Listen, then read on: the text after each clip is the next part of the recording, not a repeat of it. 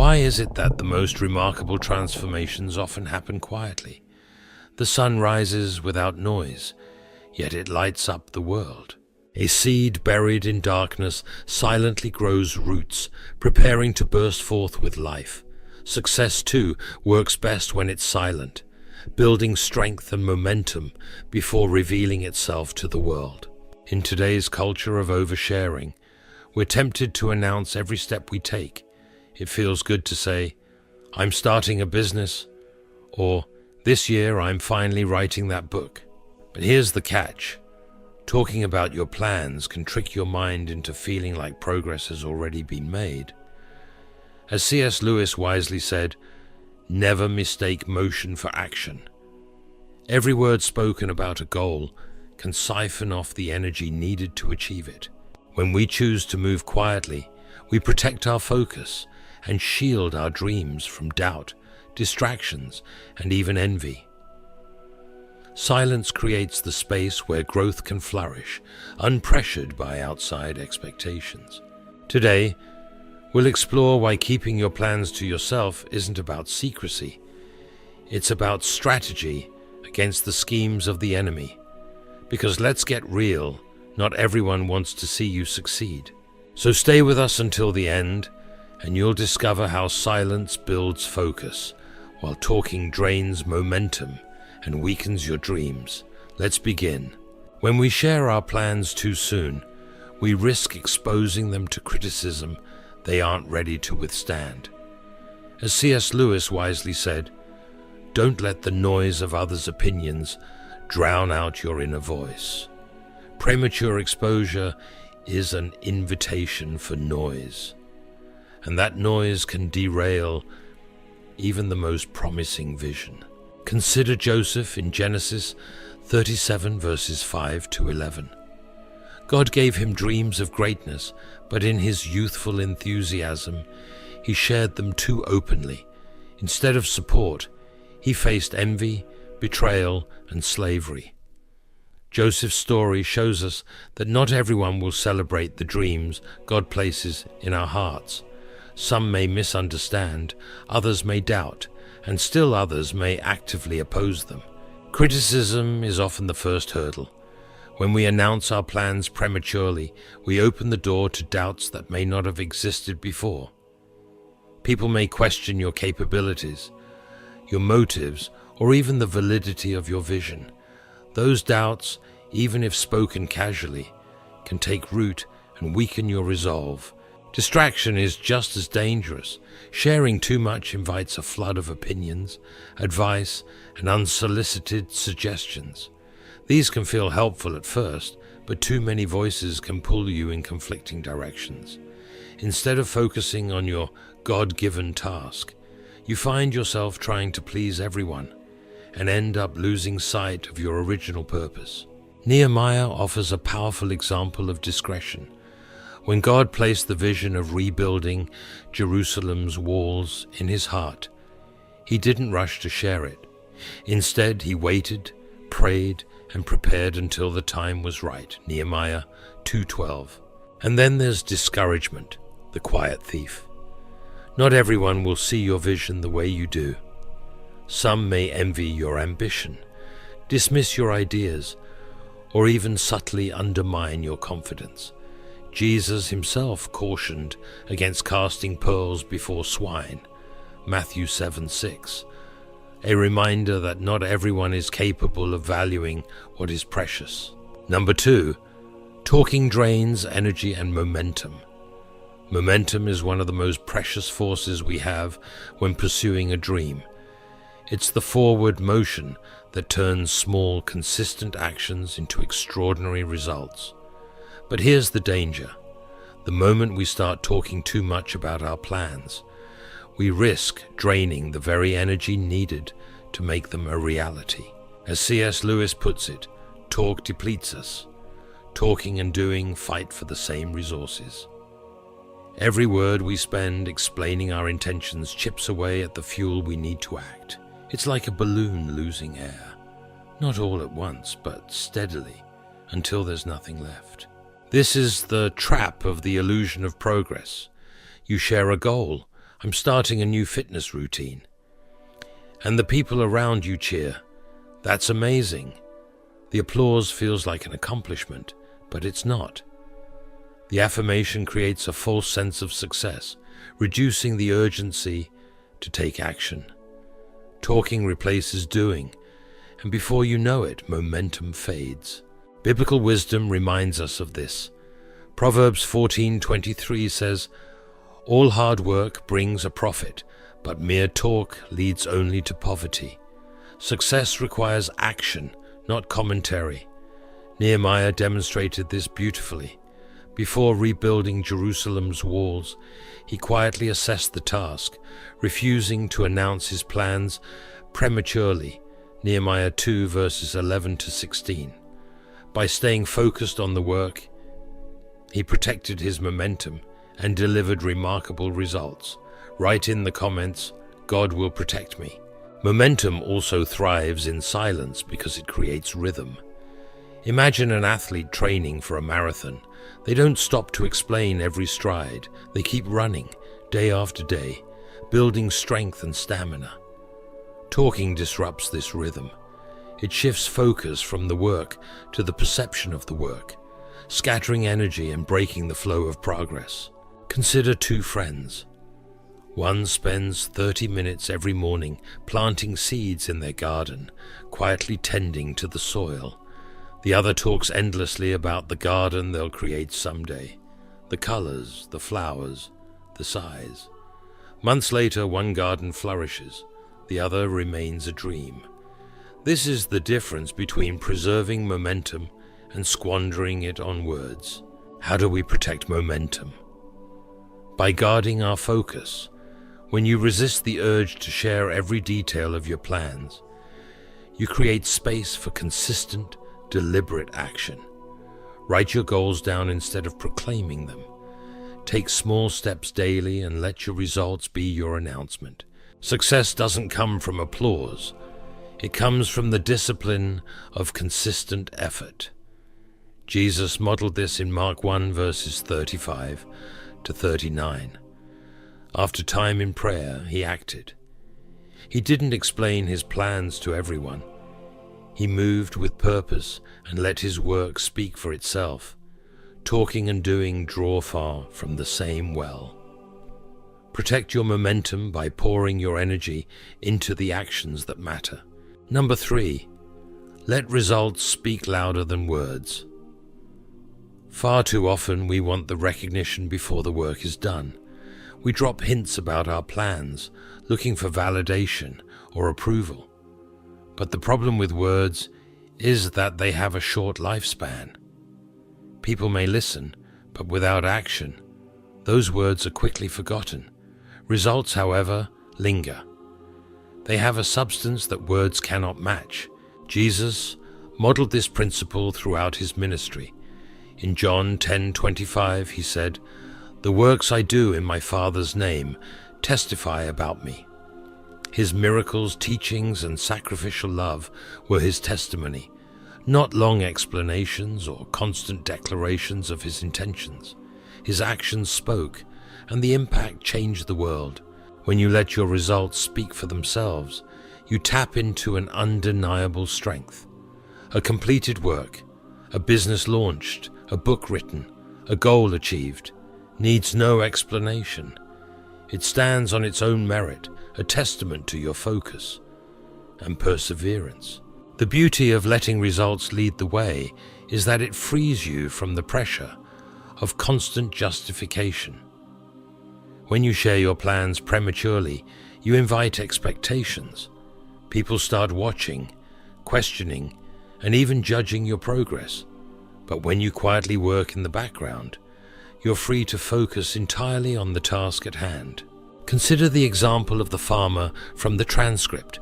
While others were busy talking, he was working in silence, learning new techniques and applying them to his fields. When harvest time came, his results were undeniable. People didn't need an explanation. They could see the evidence of his effort in the abundance of his crops. Contrast this with the person who spends their time announcing every step of the process. The more they talk, the higher the expectations they set. But if those expectations aren't met, their credibility takes a hit. Silence, on the other hand, protects you from these pitfalls. It allows you to fail quietly, learn from mistakes, and refine your work until it's ready to shine. How do we apply this? First, prioritize the work over the announcement. Write the book before you promote it. Build the business before you market it. Second, understand that surprise carries weight. When you reveal something complete and unexpected, the impact is far greater than if you'd been talking about it the whole time. Letting results speak louder than words isn't about hiding. It's about being strategic. As you focus on delivering results, your actions will naturally command respect and admiration. Words are fleeting, but results, those stand the test of time. Number 4, the wisdom of discretion. Discretion isn't secrecy, it's wisdom. It's about understanding that not everyone deserves a front row seat to your journey. As C.S. Lewis wisely said, waste no more time arguing about what a good Christian should be. Be one. In other words, focus less on talking and more on becoming. True growth happens in the quiet moments, away from the noise of opinions, distractions, and external pressures. In Matthew 7:6, Jesus warns us, "Do not give dogs what is sacred. Do not throw your pearls to pigs." This isn't about withholding good things, but about being selective with what's precious. Your dreams are pearls, and not everyone is equipped to value or support them. Sharing them too freely invites criticism, envy, or misunderstanding that can derail even the best intentions. Discretion allows you to build without unnecessary interference. When you share prematurely, you invite voices that may not align with God's vision for your life. Well-meaning friends might offer conflicting advice, pulling you in too many directions. Others, driven by envy or fear, might discourage you outright, planting seeds of doubt. Even the most casual remark can echo in your mind, eroding your confidence. Consider Nehemiah, as he prepared to rebuild the walls of Jerusalem. When God placed the vision in his heart, he didn't broadcast it immediately. Instead, he moved in silence, assessing the work and praying for guidance. Nehemiah 2, verses 12 to 16. Nehemiah's discretion wasn't about secrecy. It was about protecting the work until it was strong enough to stand. Discretion also preserves focus. When you guard your plans, you reduce the noise around you. You're not answering questions, defending your choices, or explaining your vision to skeptics. Instead, you're channeling all your energy into the work itself. Like an archer drawing a bow, you aim with precision, free from distractions that could throw you off target. When the time comes to share, your results will carry far more weight than your words ever could. Think of a sculptor unveiling a finished statue. The silence during its creation wasn't emptiness, it was preparation. And when the curtain is pulled back, the world sees the masterpiece, not the process. How do we practice discretion? First, recognize the value of your dreams. Treat them as sacred, sharing only with those who will nurture them. Second, trust God's timing. There's a season for every purpose, and waiting doesn't mean wasting. Finally, build quietly. Focus on the work, not the applause. Number 5, success thrives in quiet focus. Think of a potter shaping clay. Each movement is deliberate, purposeful, and undistracted. There's no need for applause during the process. The beauty emerges only when the work is finished. Success, like that masterpiece, thrives in quiet focus, away from the noise and demands for attention. One of the greatest challenges to achieving success is the constant pull to share our progress, seek validation, or respond to the opinions of others. But as C.S. Lewis wisely said, purity of heart is to will one thing. When our focus is divided, our energy is scattered. But when we guard our dreams with intentional focus, we allow them to grow into something extraordinary. Quiet focus creates an environment where your work can flourish without interference. It's like building a greenhouse for your vision, shielding it from the storms of distraction and criticism. Every time you explain your plans, you risk losing the momentum that comes from consistent, focused effort. Talking shifts your energy from doing to justifying, from action to commentary. Jesus himself modeled this principle. He often withdrew to quiet places to pray and prepare. Luke 5:16. His ministry was marked by intentional focus. He didn't seek validation through words, but let his actions reveal his purpose. His quiet resolve empowered him to fulfill his mission, undeterred by public opinion or opposition. The world around us is full of noise. Social media encourages constant updates, and conversations often drift toward comparison or competition. But silence is where real progress happens. Like an artist in their studio, a scientist in their lab, or a gardener tending hidden roots, meaningful work requires a measure of solitude and focus. Consider the difference between a river and a flood. A flood spreads chaotically, damaging everything in its path, while a river flows with purpose, cutting through rock and carving valleys. The focused river is what builds success, a steady stream of effort directed toward a single goal. Quiet focus transforms potential into results. When you embrace quiet focus, you give yourself the freedom to fail, learn, and grow without the added pressure of external expectations. Sharing too early puts you under a spotlight, and every misstep can feel magnified. But in silence, you have the space to experiment and refine your ideas until they're ready for the world to see. How do we cultivate quiet focus? Start by setting boundaries around your time and energy. Protect the sacred hours when you're most productive. Resist the urge to share your progress until it's mature enough to stand on its own. Finally, keep your vision in prayer, trusting God to guide and strengthen your efforts. Success isn't built on applause or updates. It's forged in the quiet, steady rhythm of purposeful work. When you focus on the process instead of the spotlight, you'll find that success doesn't need to be loud, it only needs to be real. Success doesn't need a microphone, it needs focus, faith, and intentional effort.